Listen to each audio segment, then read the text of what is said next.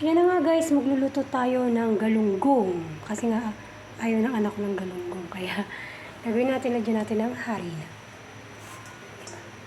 Yan. Nalasan ko na yan ng tinik. Okay. Cover natin siya. Para crunch. Yan, galunggong guys yan ha, galunggong. Yan. Diba?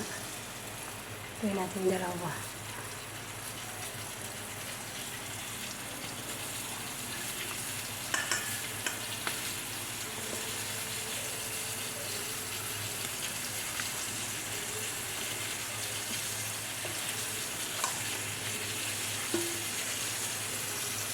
Masarap lagyan nyo ng cheese. Ayan. Gigi.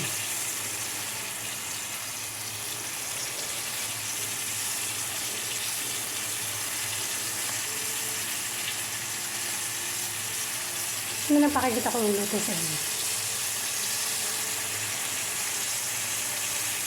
Maganda yung maliit na para bigyan ng maksaya sa oil.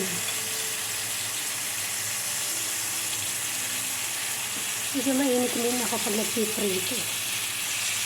Kaya natin maging brown.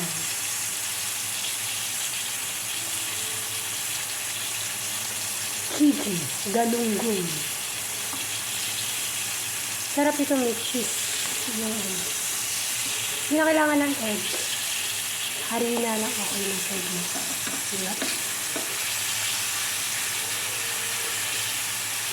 Tapos may gulay kang balaton. Diba guys? Kaya ayaw kumain ng mga bata ng fish. Dahil natin ang style. Yan na nga guys. Ang Gigi.